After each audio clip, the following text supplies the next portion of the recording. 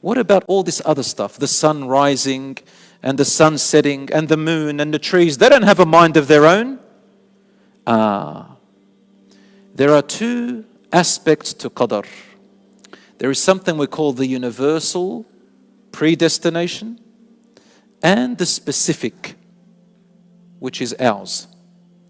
In other words, universal predestination, which Allah is controlling fully and totally, and the things which are legalized, things which Allah told us to do or told us not to do, these things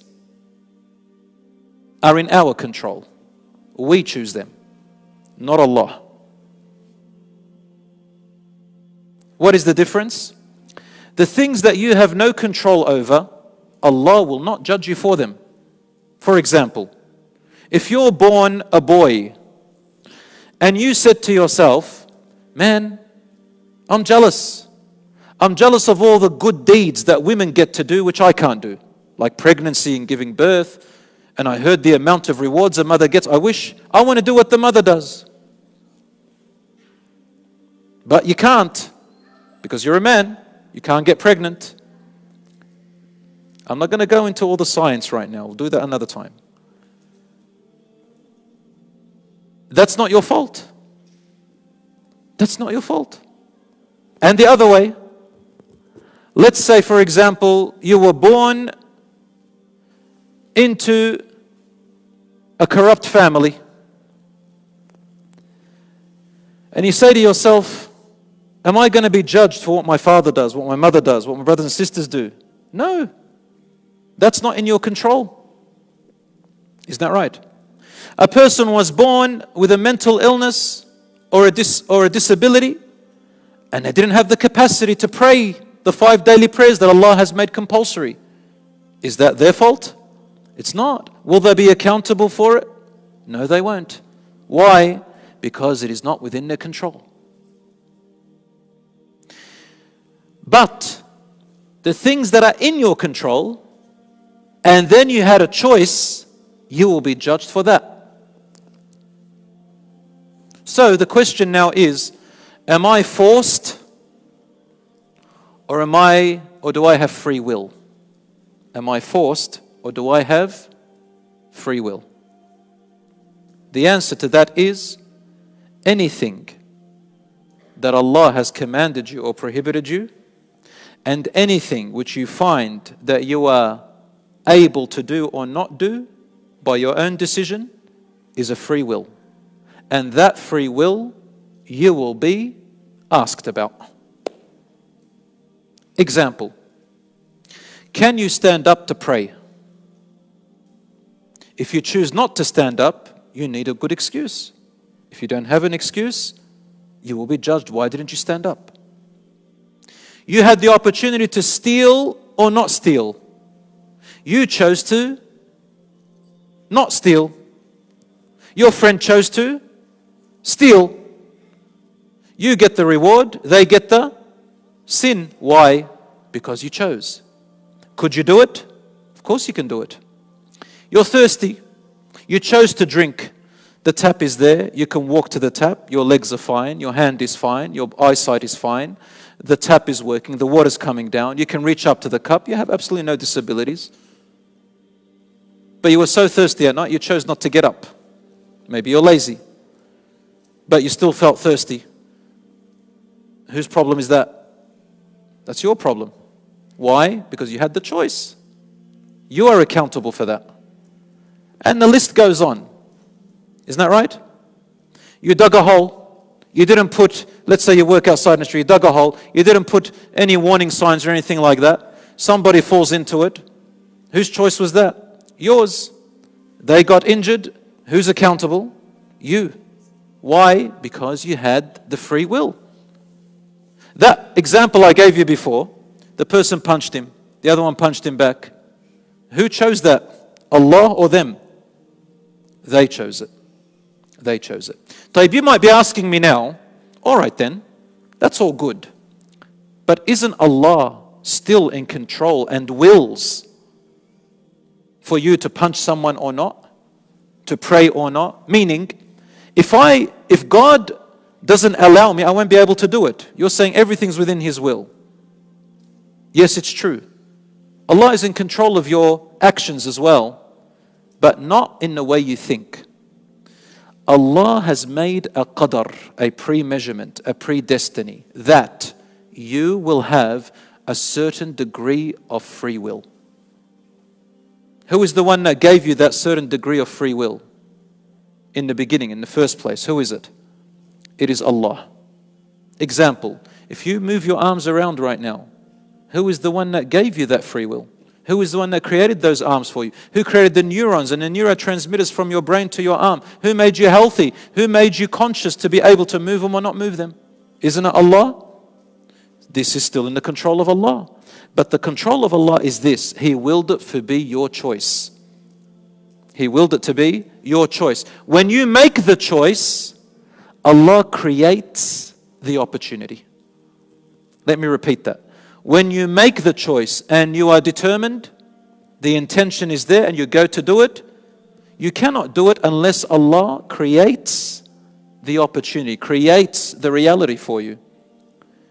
And Allah creates the reality for you based on His knowledge of what you will choose. So it's the other way around, actually. It's the other way around. It actually started with you. That action actually started with you, not with Allah. Allah facilitated it, allowed it, measured it, willed it, and you did it. All right. Let me ask you another question. When Allah rewards you or punishes you, does Allah reward you for the mechanical actions that you do? Yani, for example, if I lifted this mobile phone up and I called someone to help them, that action of carrying the phone and talking to that person and I help them, that mechanical act, me moving my arm and carrying my phone, does Allah reward me for that? Or does He reward me based on something else? Does Allah reward me for actions or for something else? Do you understand the question? Allah rewards me for my intention and objective. In Arabic we call it al-qasd. Al-qasd. My objective and my intention. As soon as I want to go to the masjid to pray, I make that intention, that objective, Allah creates the means for me. He creates the means for my legs to move, for the pathway to be open, for me to get there, for me to raise my hands, for me to stand. All step by step, Allah creates it for you.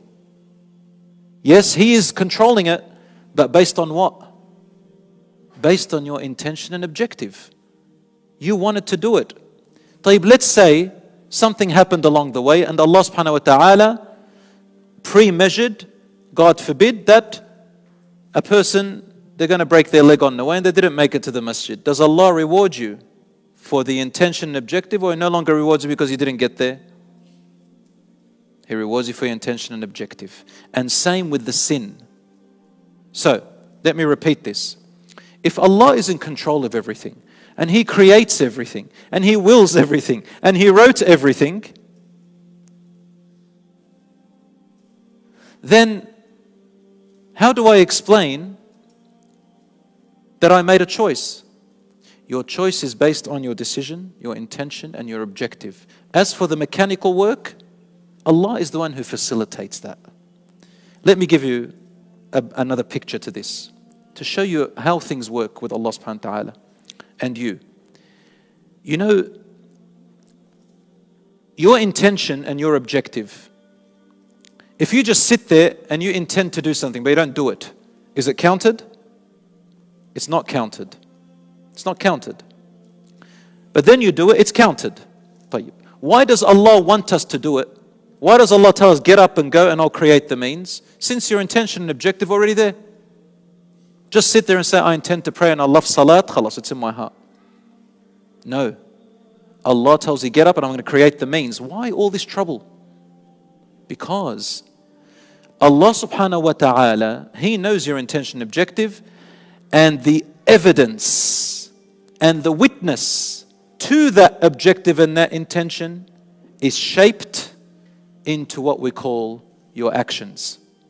Those actions are the things that on a day of judgment will come up and witness for your actions, for your intentions and your objectives. Allah subhanahu wa ta'ala wants you to show what your intention and objective is in the actions that you do. And because of that, the world keeps going. Motion happens. It is the qadr of Allah. Listen, brothers and sisters, watch this. Allah says in the Quran, وَخَلَقَ كُلَّ شَيْءٍ, He created everything. وَقَدَّرَهُ تَقْدِيرًا, and He measured it in a precise measurement. Precisely. You know what that means? There are no mistakes. It's absolute. No mistakes. Precise. How? In His justice, with His knowledge, with His wisdom, with His mercy, with His kindness, with His fairness, everything. And you know what, brothers and sisters? We should thank Allah that everything is in His control and His judgment, not anyone else. Had it been in anyone else, it would be disaster. But it is Allah who's taking control of our affairs. I'll give you an example of a great tabi', a scholar of the past. He said, I think it was Sa'id ibn Musayyib, or I think it was also Al-Hasan al-Basri. He said, whenever I make a dua, I call upon Allah. And dua can be made in different ways, by the way. But there are some dua where you ask Allah for something. Dua doesn't just mean you have to ask Allah for something. Dua is a whole lot of things. Calling upon Him, connecting to Him, worshipping Him, complaining your worries to Him, asking Him for guidance. And sometimes you ask for something specific. He said, whenever I ask for something and Allah does not give it to me, and He gives it to me, I thank Him, subhanah, and I'm grateful to Him. When He doesn't give it to me, I thank Him double. Why? He says, because I know that the reason that He did not give it to me is for my benefit. Had it been up to me, I would fall into disaster. Allah kept it away from me for my benefit. And I am happy that Allah is in control of my affairs, not me. That's when you believe in Qada and Qadr. And you put your tawakkul and trust in Allah while doing the actions, while seeking the means. There is no such thing as sitting down and saying, I'll just rely on Allah and He'll just take care of everything. That's wrong. That's wrong. And that defeats the entire purpose of why Allah created us. Well, we just talked about Allah creating us and He willed for us this and He willed for us that, and there is a purpose and emotion and there's a judgment day. Otherwise, all this means nothing. All of it means nothing.